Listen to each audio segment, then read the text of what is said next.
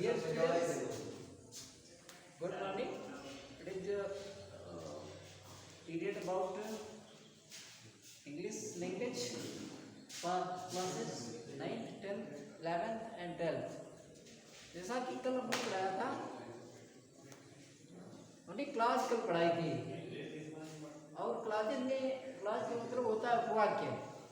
और उपवाक्य हमने कल आपको क्लासेस बताए थे दो, एक तो बताया था सबऑर्डिनेट क्लास और दूसरा बताया था कोऑर्डिनेट क्लास। और तो ये सबऑर्डिनेट क्लास और जो कोऑर्डिनेट क्लासेस होते हैं ये हमने बताया था ये प्रिंसिपल क्लास पर डिपेंड होते हैं। Without principal clause they have no meaning their own self to clarify, यानी कि स्पष्ट करने के लिए उनका अपना अर्थ को स्पष्ट करने के लिए उनका अपना कोई अर्थ नहीं होता है। या हम ये कह सकते हैं वो subordinate class in only wide जो कोऑर्डिनेट क्लास है इट्स ऑन फुल सेंस। कहता है जो कोऑर्डिनेट क्लास होती है ये अपना पूरा भाव रखती है, ये पूरा अर्थ रखती है। इट नीड्स नो, ठीक है, इट नीड्स नथिंग, ठीक, to depend on principal clause to clarify its meaning. अपना अर्थ स्पष्ट करने के लिए इसे प्रिंसिपल क्लास पर आधारित रहने की कोई आवश्यकता नहीं होती है। जबकि सबऑर्डिनेट क्लास होता है वो प्रिंसिपल क्लास पर आधारित होता है। यही मैं कल बताया था, इसके लिए हमने आपको एग्जाम्पल्स भी दिए थे। और इसके आगे आपको पढ़ाएंगे जो सबऑर्डिनेट क्लास होती है वो तीन प्रकार की होती है, नाउन क्लास, एडजेक्टिव क्लास और एडवर्ब क्लास। जो सबऑर्डिनेट क्लास होती है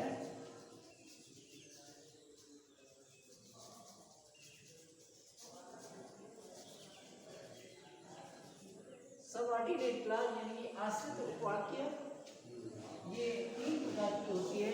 नंबर एक होता है नाउन क्लास, इसको कहते हैं संज्ञा उपवाक्य। दूसरा होता है एडजेक्टिव क्लास,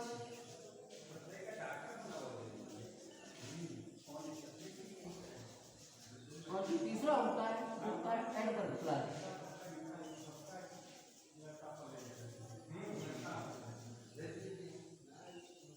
तो तीन प्रकार के जो क्लासेस होते हैं सबऑर्डिनेट क्लास के आधार पर। जो आपकी जो सबऑर्डिनेट क्लास होती है उसमें तीन प्रकार के आपके क्लास होते हैं। और कौन से होते हैं? नाउन क्लास, ये नाउन का कार्य करते हैं। दूसरी बात एडजेक्टिव क्लास, ये एडजेक्टिव का कार्य करते हैं। और तीसरा जो होता है वो एडवर्ब क्लास, ये एडवर्ब का कार्य करता है। तो सबसे पहले हम पढ़ते हैं नाउन क्लास क्या होता है। नाउन क्लास अभी आपने पढ़ा, ये संज्ञा वाक्य होता है और इसके जो फंक्शन होते हैं वो इस प्रकार से होते हैं। नंबर एक subject of a verb, number two object of a verb, number three complement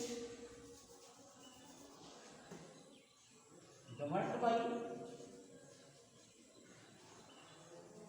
preposition,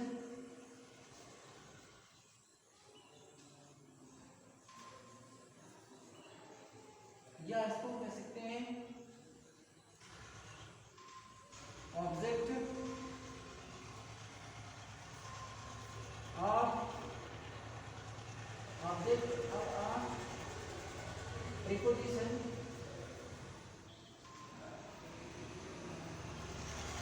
और तीसरा अगला case preposition.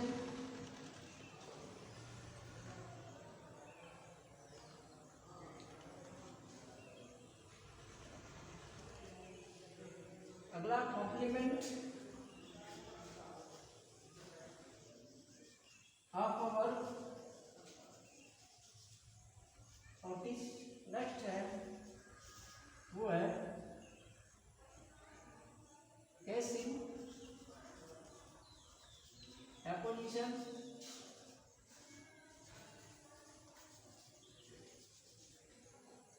Case in apposition in a noun और अ प्रोनाउन।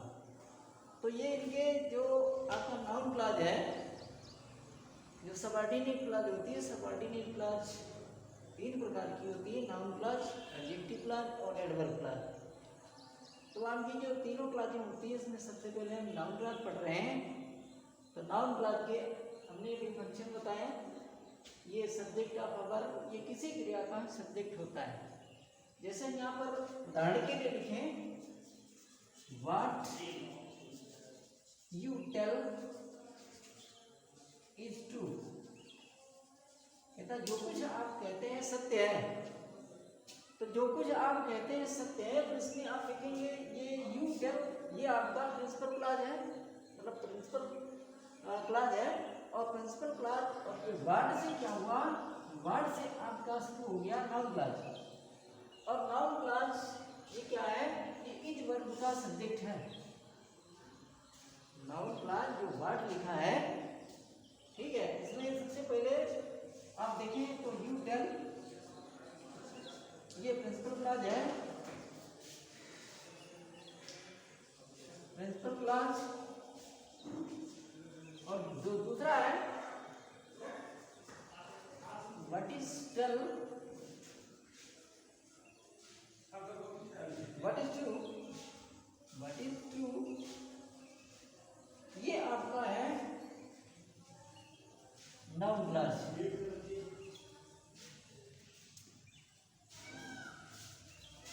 यानी कि सबऑर्डिनेट क्लॉज में आपका ये नाउन क्लॉज है। और आप देख रहे हैं कि इसमें जो वर्ड लिखा है ये इज वर्ब का सब्जेक्ट है। तो आप कह सकते हैं कि जो नाउन क्लॉज होता है ये सब्जेक्ट ऑफ अ वर्ब होता है, यानी कि किसी क्रिया का सब्जेक्ट होता है। जैसे हम यहाँ पे लिखें, अगला इसी प्रकार से लिखते हैं, when they return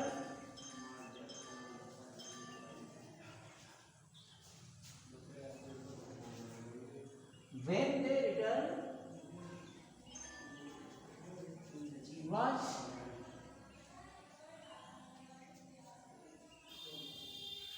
almost midnight। ये तो जब वे वापस लौटे थे या जब वे लौटे थे तब लगभग अर्धरात्रि थी। तो आप यहाँ पर देखते हैं जो वैन लिखा है, वैन वाज ऑलमोस्ट मिडनाइट, ये आपका क्या है, ये आपका नाउन क्लॉज है। और दे रिटर्न ये आपका प्रिंसिपल क्लॉज है।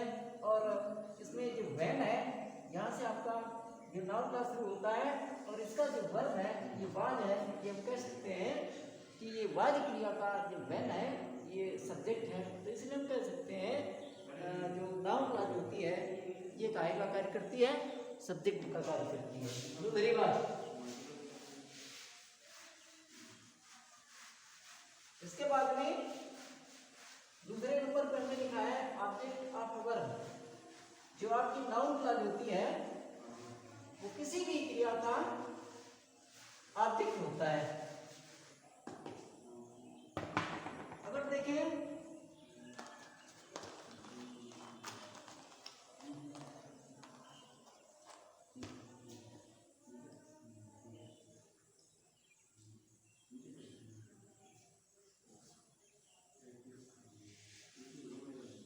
क्रिया का ऑब्जेक्ट होता है, जैसे यहाँ पे लिखें I asked the man how he behaved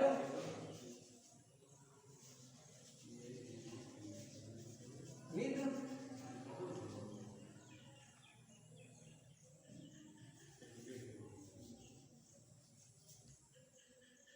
others. ये लिखा है कहता आई आस्क्ड द मैन, मैंने आदमी से पूछा आपने दूसरे लोगों के साथ कैसा व्यवहार किया। तो इसमें आप देखेंगे जो आई आस्क्ड लिखा है, आई आस्क्ड द मैन, ये आपकी कौन सी क्लॉज है, ये आपकी प्रिंसिपल क्लॉज है। इसके बाद में हाउ लिखा है, इसके बाद में लिखा है ही बिहेव्ड।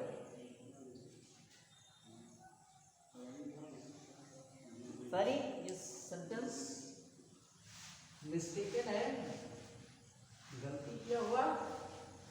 अगला देखते हैं, आई आस्क्ड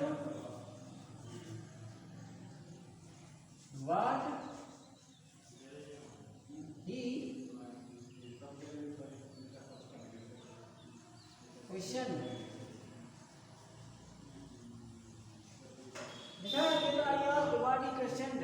ठीक कहता है जो कुछ उसने प्रश्न किया था वही मैंने पूछा। तो यहाँ पर आप देखेंगे आई आस्क्ड, ये प्रिंसिपल क्लॉज है। इसके बाद में व्हाट ही क्वेश्चन, जो कुछ उसने प्रश्न किया था, ये आपका नाउन क्लॉज है। अगर ये देखते हैं तो आपका जो वर्ड लिखा है ये आस्क्ड के तुरंत, यानी कि तुरंत बाद है। तो तुरंत बाद किसी वर्ग के तुरंत बाद जो आपकी ट्रांसिटिव वर्ग होती है उसके अगर तुरंत बाद कुछ भी आता है तो वो आपका क्या होगा, आपका ऑब्जेक्ट होगा। ये हम कह सकते हैं जो नाउन क्लॉज होता है ये क्या होता है, ये ऑब्जेक्ट आपका वर्ब किसी क्रिया का ऑब्जेक्ट होता है। अगला उदाहरण लेते हैं, एग्जांपल लेते हैं। सी रिफ्यूज्ड,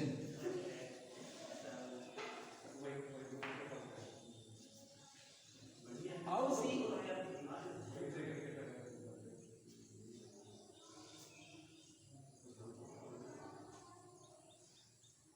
spent her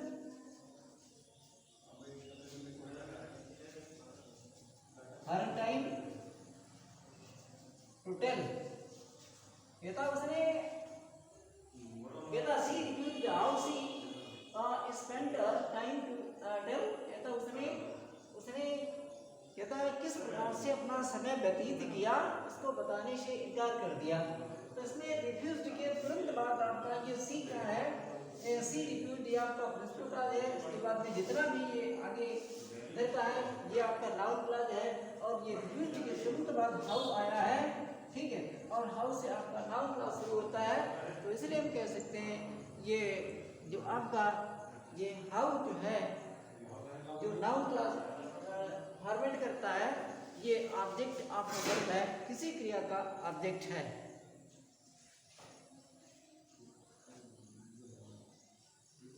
अगला हमने कहा था कॉम्प्लीमेंट ऑफ वर्ब, किसी भी क्रिया का ये कॉम्प्लीमेंट होता है। अब कॉम्प्लीमेंट कब होगा, कॉम्प्लीमेंट तभी होगा जब आपकी वर्ब इंट्रांसिटिव होगी। और जब इंट्रांसिटिव होगी और वहां से अगर नाउन क्लॉज शुरू कर दिया जाएगा तो वो आपका क्या होगा, ये जो नाउन क्लॉज होगा कॉम्प्लीमेंट ऑफ वर्ब, एक वर्ब का कॉम्प्लीमेंट होगा। रिलेशन क्या है,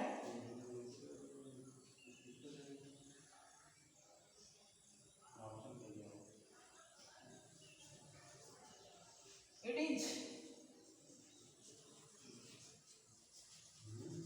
व्हाट यू से, ये लिखा है कहता इट इज व्हाट यू से, कहता ये वही है जो आप कहते हैं।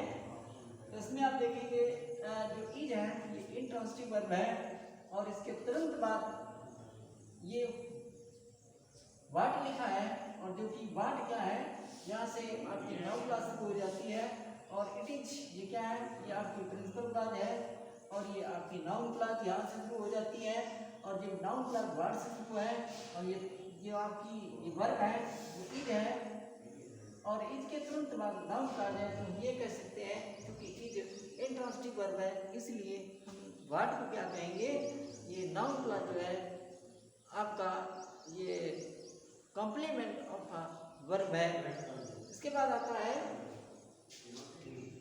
दूसरा एग्जांपल देख लेते हैं, दैट इज या that was,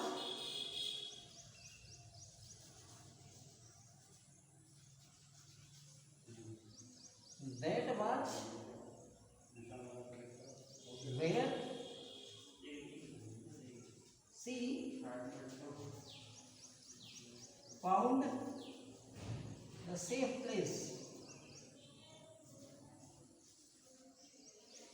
Because that was where she यूएस कहता है कि वही था जहाँ पर उसने सुरक्षित स्थान पाया था। तो उसमें आप ये भी देखेंगे जो वाज आपकी क्रिया है ये कैसी है, इंट्रांसिटिव है। और वेयर यहाँ से नाउन क्लॉज शुरू होता है, तो ये हम कह सकते हैं कि जो वेयर है, ठीक है, ये इंट्रांसिटिव क्रिया का कॉम्प्लीमेंट है। तो ये जो नाउन क्लॉज होती है वो आपका काहे का कार्य करती है, वो कॉम्प्लीमेंट ऑफ अ वर्ब, किसी भी वर्ब का कॉम्प्लीमेंट होती है। बाकी कल पढ़ाया जाएगा। अगर इसमें कोई आपको दिक्कत होती है आप लोग इसके लिए कमेंट लिखें, और यही वाला चैप्टर पढ़ें। और पढ़ने पर अगर कोई दिक्कत होती है तो आप पर्सनली या थ्रू मैसेज आप कमेंट लिख सकते हैं। Thank you. ये बीच वाली